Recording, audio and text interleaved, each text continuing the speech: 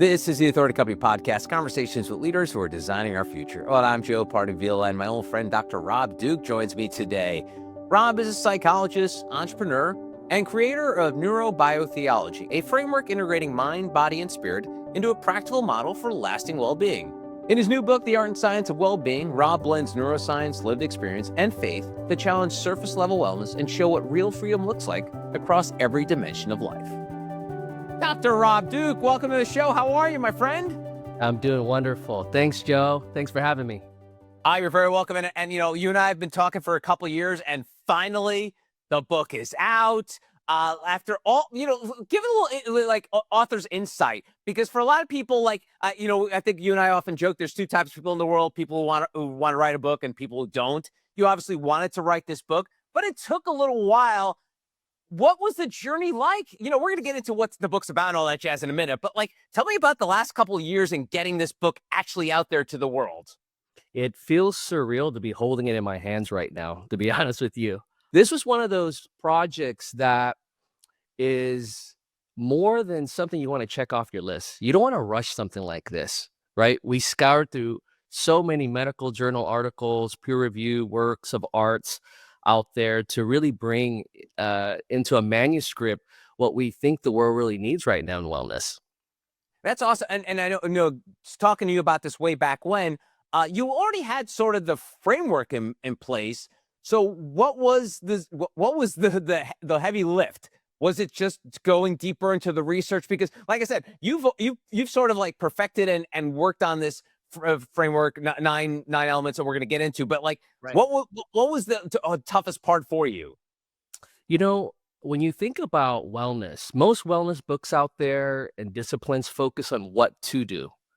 This book finally focuses on what's happening inside, focusing on not just the outer work, but what's happening inside while you're doing it. We've mastered the exterior of wellness and neglected interior is what we're really looking to find when we're merging mind, body, spirit together. So the industry teaches optimization, and while that's great, we're here focusing on alignment, and that's their key difference. Nice. And on the cover of the book and even inside the book, you write about, and you ask this question, it's a really tough question. It's sort of, you kind of touched upon it there, but what if the problem isn't you, but the way you were taught to heal?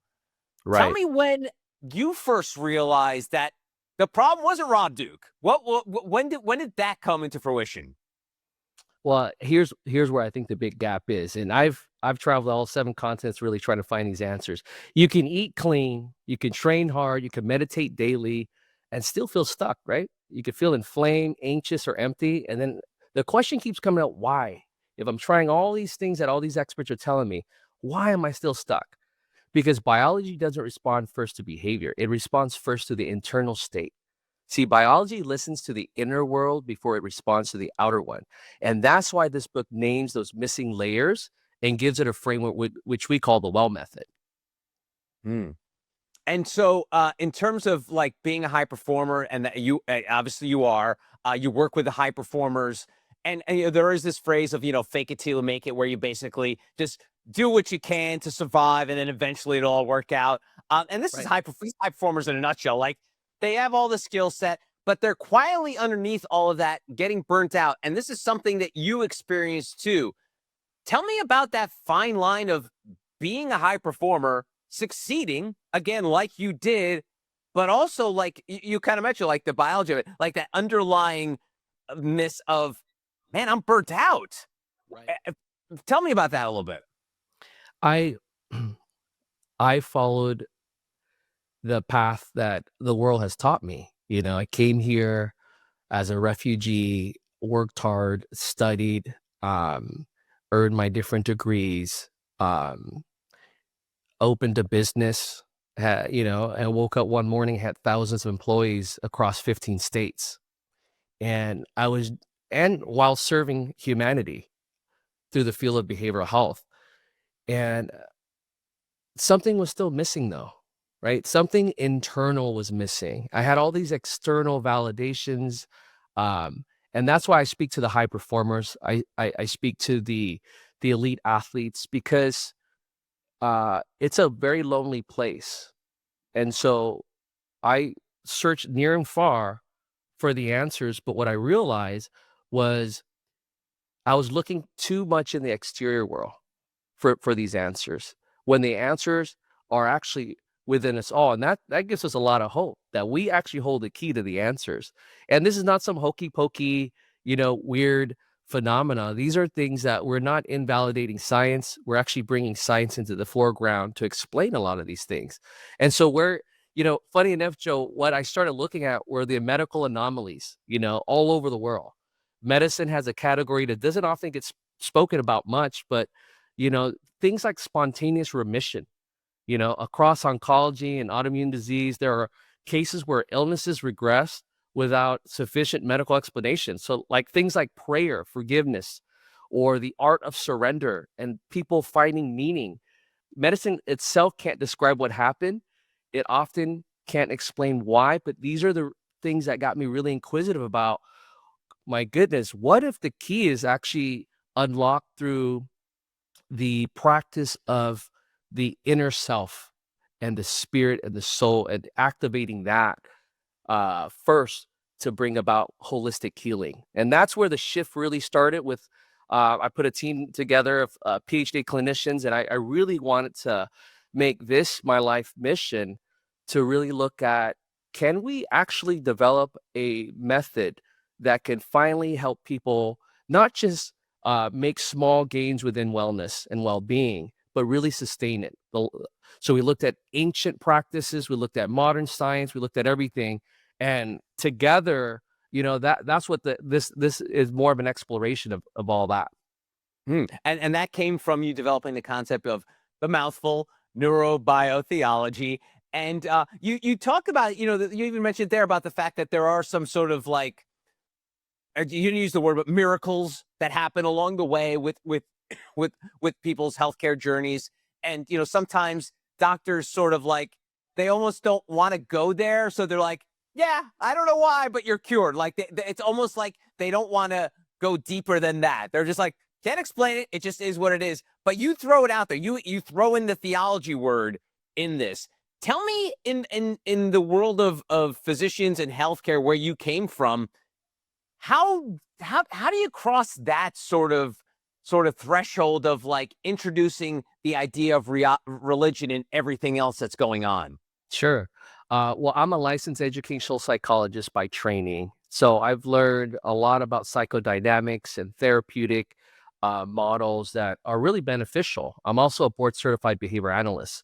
So I look at how we could reinforce certain behaviors that are from maladaptive to what we deem to be appropriate, right? So I've looked at the mind, the renewal of the mind through the lens of psychology and neuroscience, and I've also looked at, gosh, how can we train these new behaviors in all of us?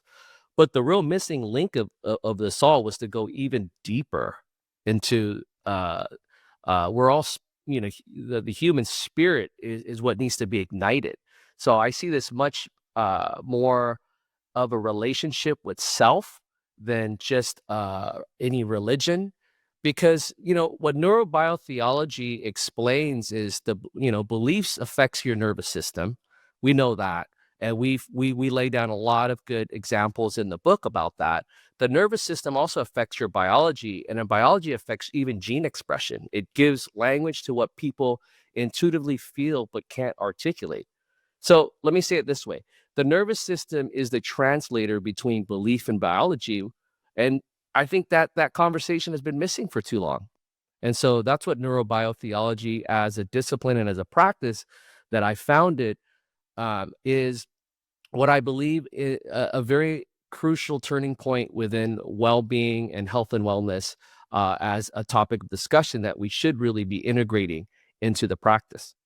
Wow, and it's funny how a lot of it comes maybe from Eastern cultures, and for many many decades, Doc, as you know, Western cultures, the idea of like meditating at work was like, who's this weirdo? Who's the hippy dippy? And so you've seen this.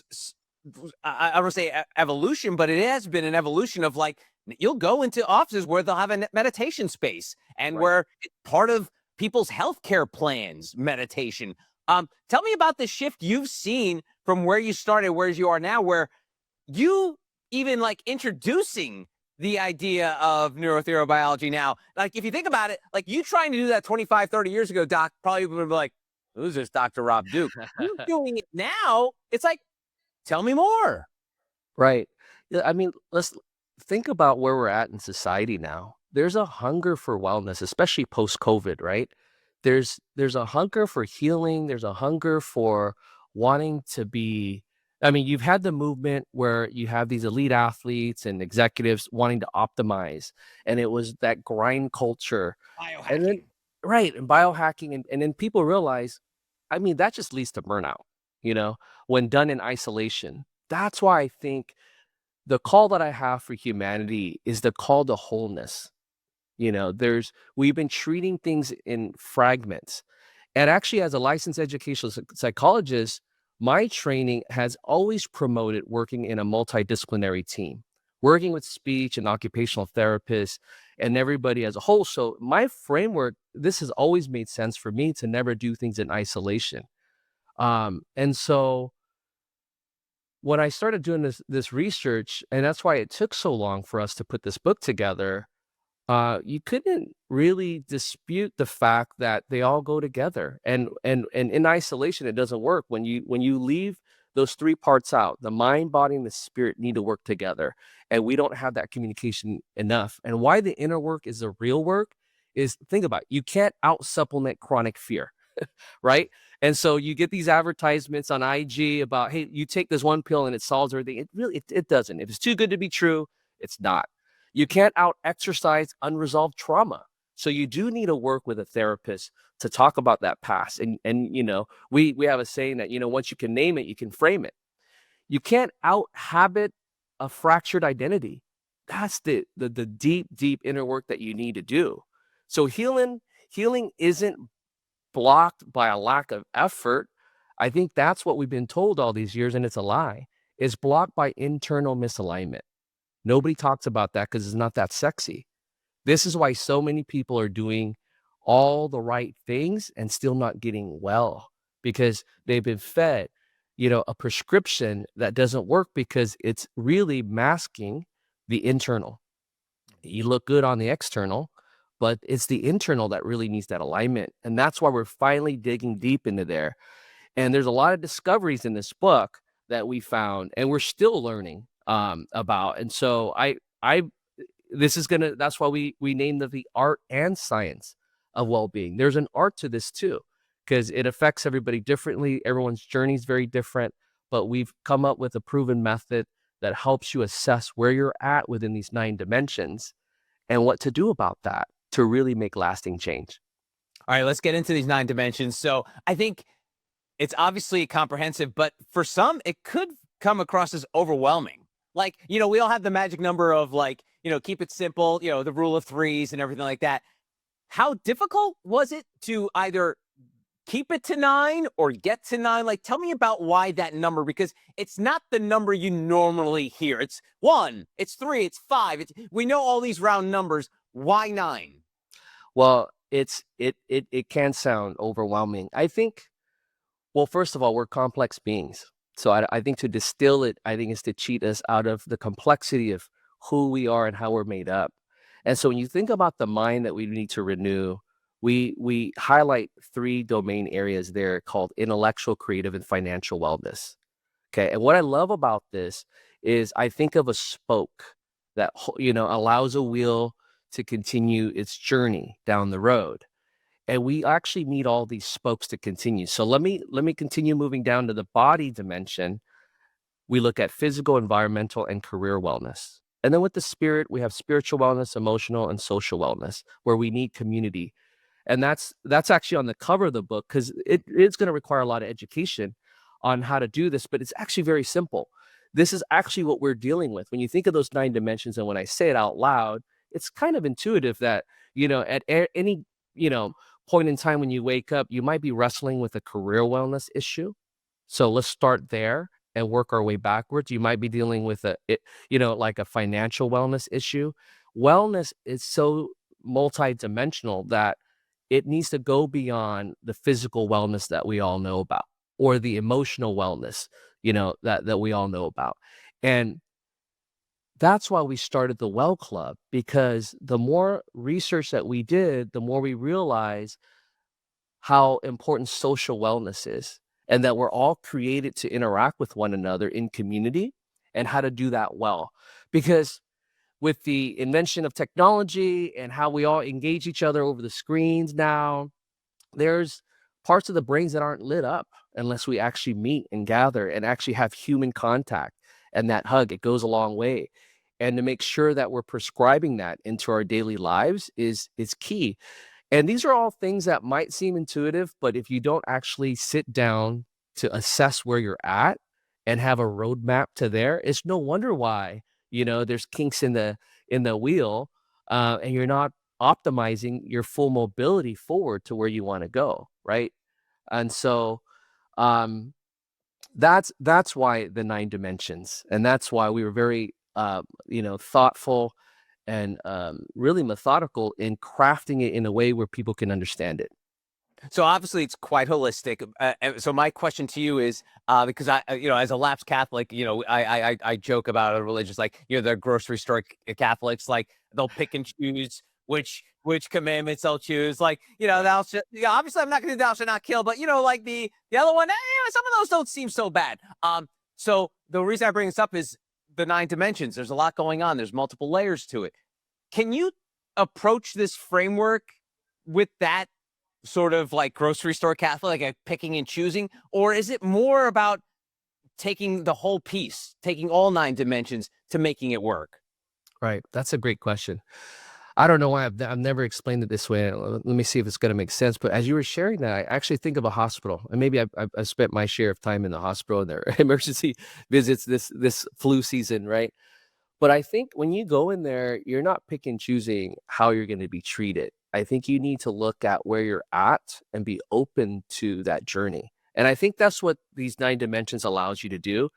And oftentimes, whatever your core complaint is, you come in and you might have, it's a, career wellness. As long as I fix that boss, my life's going to be better, or my marriage, as long as I have a better marriage, or my teenage son, um, that might just be the presenting problem, but the underlying layers are actually really where you want to be doing the hard work. And Mm. that's why we've developed a very comprehensive assessment that allows one to go through the journey, starting with really first diagnosing where are the core root problems that, and I think that's oftentimes the best, is when you go and see a professional and they tell you something about yourself that you didn't even think about as a core root problem. And then you guys develop a plan to kind of attack that. And so it's non-denominational in terms of religion. It's biblically based. I'm a Christian. That's my faith. And so we leverage the Bible and the theology from the Bible and the core tenets of the Bible to build this framework as truth.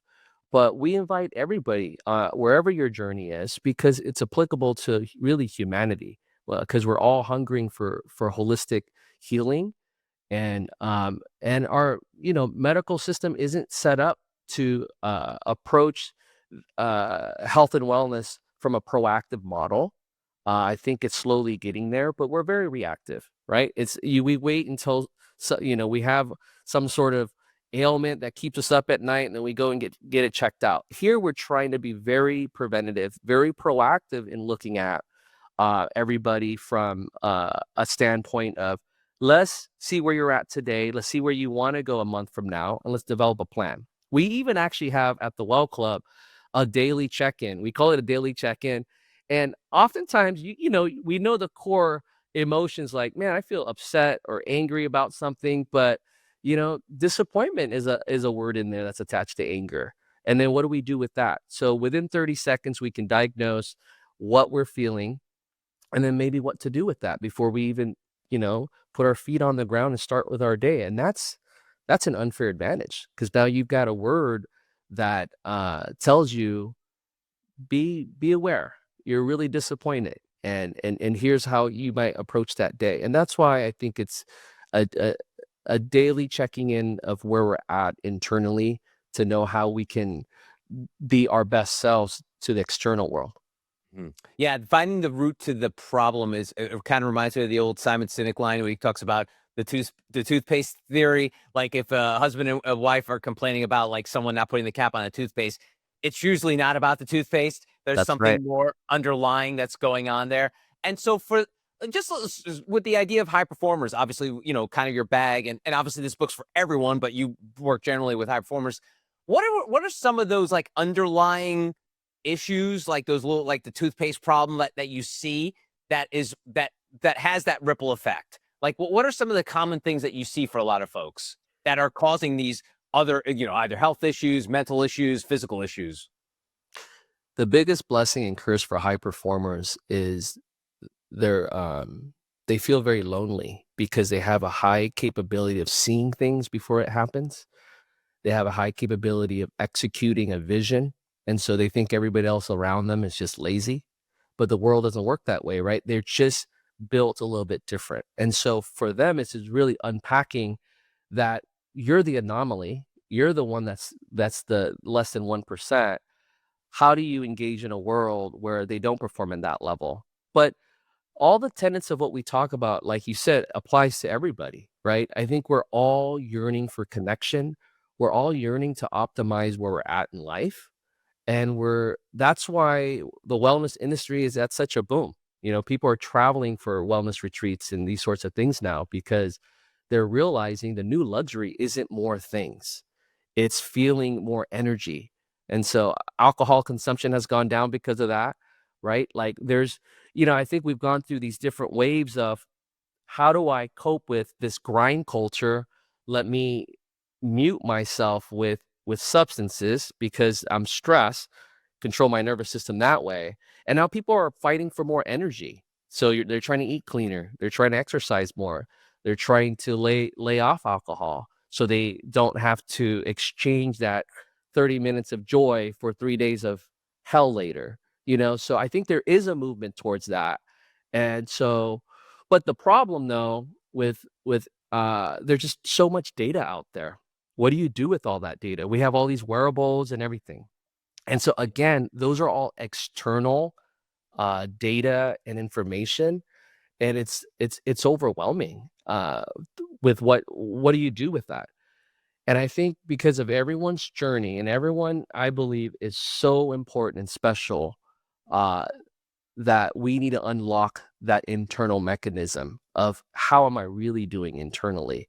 Because that alignment then unleashes everything. And we see this. I mean, we've seen how meditation or prayer can spontaneously put somebody in remission from cancer. And, you can't explain that anywhere else. So where can we learn from these medical anomalies and practice that in everyday life? And if you're not aligned, that will also often lead to burnout. And you obviously very transparent. You talk about it even before this book came out about your battle with burnout. And you call burnout I think the word is identity crisis, not a time management issue.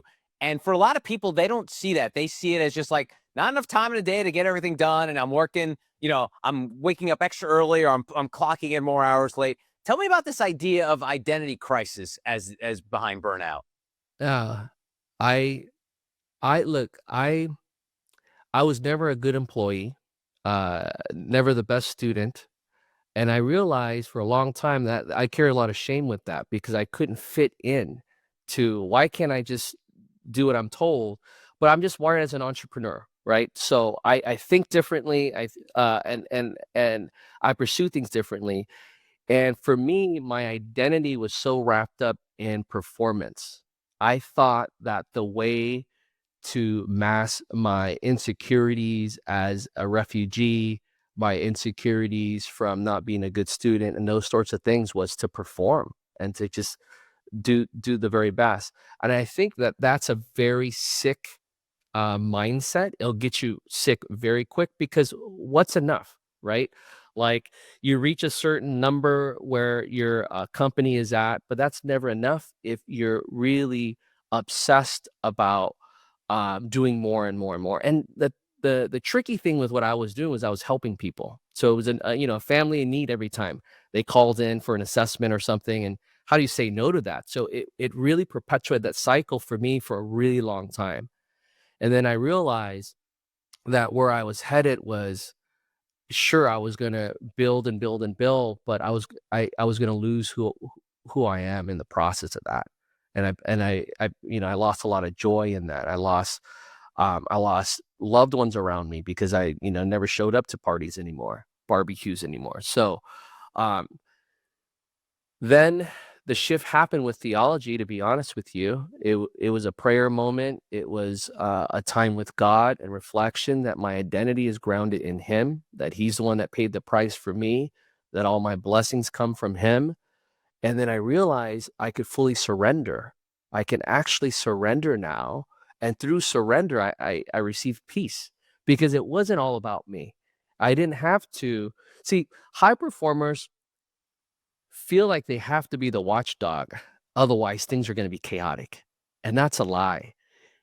When you've experienced success, you could be disillusioned to think that if you weren't there or you didn't do that, it wouldn't have happened. But here's another truth is what if we were utilized only during opportune times, and the rest of the time we can go surf or go for a run and relax, And that gave me the freedom that the move back to Hawaii gave me the luxury of time again and to be at peace with myself and those around me. And this book speaks to that a great deal, to really reset and heal the nervous system. You really have to kind of get back into who am I, what, and really understand your identity, because that breathes in life. And if you think about years of therapy, that's really what they're trying to get at. You're going back to your childhood trauma and wounds and talking about new narratives, which builds in new neural pathways to give you a new story about who you are now. You're writing letters to your old self for that healing. And we all that's the powerful hope and truth that I'm here to share, is that we actually all have it within us to heal. We actually do. We just have to find the right alignment and find the right source for that healing, and really listen to our inner selves about what it is that we need. Hmm. Tell me about that intersection of sort of like a high performer and their connection with God, because you obviously mentioned the fact that you diving into theology at that point in your life essentially saved your life, right? And I'm curious because if you're ever watching a pro or even a college sport, after the game is over, they're going to say, "Hey, what was it like scoring that game-winning touchdown, hitting that home run?"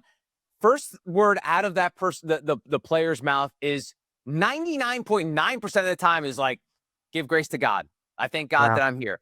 Tell me, I think for a lot of people, like, they don't get it. Like, they're like, well, what does God have to do with you, kicking that field goal or hitting that home run? Like, but I'm fascinated by this connection of high performers and God. What do you think that helped you in terms of identifying that, and why that you see so many high performers, the first thing that they discuss when it talks about the success is the whatever religion they practice? When I'm in a room with elite athletes or billionaires, the one common thread that I do see when you go past the chit chat and the small talk is a lot of us come from heavy trauma. Some of these folks have big trauma, maybe dad's not in the picture. So there's a lot of early learnings in trauma and wrestling with the demons that they had to do almost early in childhood, and that gives them kind of an unfair advantage. Um, uh, my story, I started as an entrepreneur very early on, and so they're fighting so hard to get out of that poverty that they become the next billionaire, right? And so they're obsessively thinking about that for their own security. But he- to answer your question, the best ones, when they really reach humility, is when they realize that the person that saved them was God. And those are the ones that actually have lasting marriages. They're the ones that are the most philanthropic guys out there, because they're now realizing it's not about them, and they're able to give back, right? Because you also have the story of the guy who's been traumatized and he's on the side of the street and he's an addict now, right?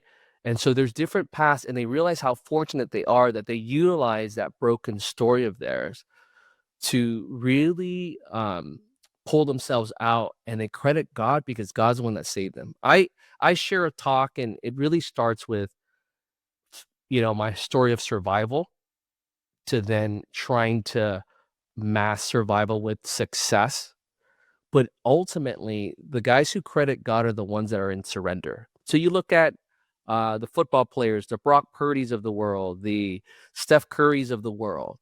They put in the hard work, but they are also never confusing why they're doing that hard work, because they're stewarding this platform that they have for God's glory. And that's the shift, and that's the difference. And then when you see the players that are more about doing it for themselves, then there's a lot of pressure, and that leads to burnout. Because why? If you're doing it for yourself, what happens when you don't make that shot with 3 seconds left? It's all you, isn't it? And then so that's shame, that's everything else, because you built everything. You built your whole empire on you doing it for yourself.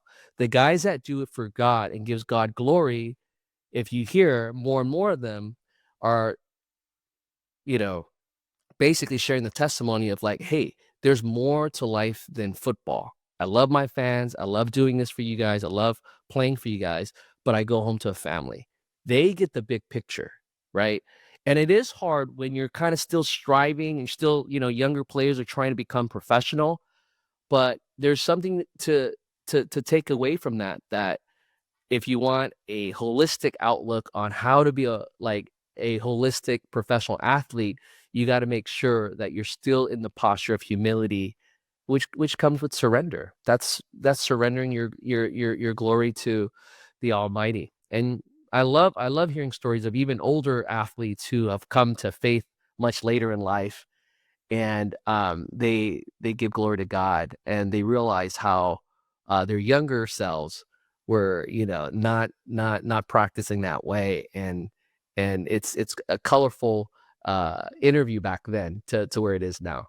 I bet it is. Yeah. And one of the things you talk about with being successful is and what you write about is you emphasize freedom over happiness. And I think if you ever talk to a lot of these high performers, very successful people, they'll often, a lot of them will say, the money doesn't make you happy. And I'm like, oh, well, of course you could say that because you have money now. But Right. the one thing that they'll often say is what money does give me is freedom.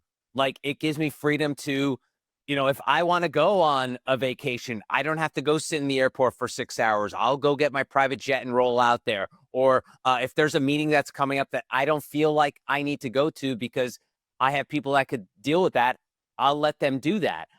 So tell me about this idea of freedom over happiness. That's so good.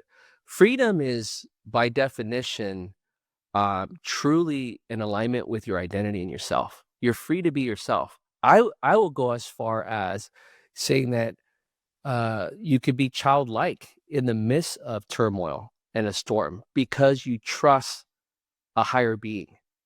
That is a freedom that not everybody gets, whether you're a billionaire or wherever you're at financially in life. And I've been on planes with people that are billionaires, and I've been on planes with people that are not. And I see in their expression when turbulence hits, who's the one who's got faith and who doesn't. I see. I've been in circles where we should be enjoying the beach, but there's certain people that just can't turn it off, and that's why the inner self is so important. It's getting right back to that. No amount of money can earn your way to peace if you haven't done the inner work, and you're still striving and you're still performance oriented and you're judging yourself on how many likes or how people are validating you from the external world versus people who are very strong and they've done the inner work to be able to what I gave a talk called The Art of Play. Can we get back to just playing? Because when you think about children and play, psychologists, we study children, 1, 2 years of age and how language gets developed because of that socialization and play. When we can still play, we can still go for a surf or a run or, a round of golf. When life gets really hard, we're trusting and putting our faith into something far greater than we can control. There's freedom in that. There's peace in that, right? Now, you have some people in the room who are wildly successful. They have everything. They've got armies of attorneys and everybody, but yet they're not sleeping. That's not freedom. That's not peace. And for those that are listening who are struggling with that, I'm telling you, there is a way back to playing and being free and being childlike, which, you know, paradoxically, that's kind of a funny way to explain it, and I've got 3 children, and I am so happy that they get to play and to live in an environment where they could be free. And there's a time to play, there's a time to work and all those things, of course, but it's a stark contrast and imagery to give us adults, right? Remember, adulting really kills, is that we need to find our way back to play. And so, yeah, that's what I'll say about that. That's good. It's funny how, like, obviously your book connects modern science with like sort of like old school like teachings, like the stuff like for people that are into philosophy. Like if you read a philosophy book written 2,000 years ago, it still talks the same language today. Like a lot of people have got embraced it over the last few years. And tell me about those like truths that are like almost so obvious, yet we forget about them. It's Right. almost like cliches. Like I love Martin Scorsese has this great does a quote about cliches. He goes, the reason that cliches are cliches is because they're true. Like Right. everyone knows what it means, and same goes with a lot of philosophy and a lot of stances that come philosophy. So tell us about this idea of like coming up with like these truths that have been around for 2,000 years or longer, and we still Right. need to be reminded about them. Absolutely. All truth is God's truth. And that's never going to change. I'll start there. I mean, it could be rebranded, repurposed in different genres, but all ancient wisdom is it's still God's truth. And that's why we had to go back to the theology and the biblical texts, and why we included mind, body, spirit. And we didn't want to be shy about calling that out, because that's really where the truth comes from. And there was no way of masking that. I think we did that masterfully with the team, because we also didn't want to be offensive, because religion is a hot topic for a lot of people. People have different relationships with churches and those sorts of things. And here's what I would say and urge to that. I focus more on a relationship with that truth. And there's no right or wrong as long as you're pursuing truth. There's no right or wrong in that relationship. Everyone has their own timing, their own journey, and I respect that. But I would keep encouraging the truth and going after the truth, because the alternative is easy. And that's why the gate is very narrow for those that follow the truth. The wide gate is all the fads and everything else that you can try that are easy. The quick pill, the quick this or that, the quick escapes. Everyone's doing that. Of course, it's easy. But if you really, really want to know who your identity is and how to be holistically healing, you've got to follow the truth. And that's really the key differentiator, what we're trying to do here. There's modern science. There's all these great things that are effective and work. And, we're not anti-medicine. We're not anti-science. We're the opposite of that. We're inclusive of all that, which actually explains more about the truth, which I think is beautiful. I myself have gone through a healing journey just writing this book, and new self-discoveries. And I'm the first subject. I test all this stuff out on myself so I can see, and validate from my own wife, is this actually helping? Am I, becoming a better human being by, with these practices? And it's also funny with finding your truth, and I'm sure you find your truth almost every day, especially as you were writing this book. But it's always funny to me how the truth is often very simple. Like as a middle-aged white guy, I got into stoicism over the last couple of years, and when people ask me about it, I'm like, it's pretty easy. You control what you can control. Like obviously it's more than that. But like when people say, "What does stoicism mean to me?" It's like you control what you can control, and Yeah. when you say it out loud, you're like, "That's it." I'm like, Yeah. "Yeah." And it's hard, but Right. it's so obvious that truth. right? And that's why the truth is a gift to us all, and the enemy of deceit who comes to lie, cheat, and steal just does a really good job distracting us. Like you said, this is so simple, but even this conversation that we have, the moment we are done and we get off the air, we're going to be distracted with a million things that distracts us from that truth. And that's why there are daily practices, there are daily therapeutic things that we could do to keep us grounded from that promise of the truth. And that's, you know, it's cheesy to say the truth sets you free, but that's really what we're looking for in freedom is, gosh, so and so saying this about me, or here's an opportunity. Okay, where's the truth in all that? And how often are we actually sitting with ourselves to hear our own internal voices? We're so quick for external validation or a coach or a mentor, but so what we train, and I used to treat children with autism, and one of the key things that we want to make sure we don't do as a treatment provider is to get them to be reliant on us, because very quickly they start to become prompt dependent and start looking at our cues to see if they're doing the right things. And very similarly with our neurobiology coaching, we want to give people the gift of life and the gift of making their own decisions. So we never want to be there long term with them. We want to give you all the keys, because when you can come to a daily practice of sitting with yourself, which sounds so strange, sit with yourself and sit with your thoughts, you can actually unlock and hear yourself think. That's really healing, right? So we work on things like that.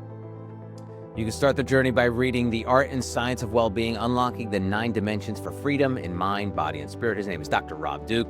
Rob, thanks so much for your time. I really appreciate it. Always a pleasure, Joe. Take care. Thanks for having me. And that's going to do it for this episode. If you want to find out more information about Rob and our other amazing authors, go to theauthoritycompany.com.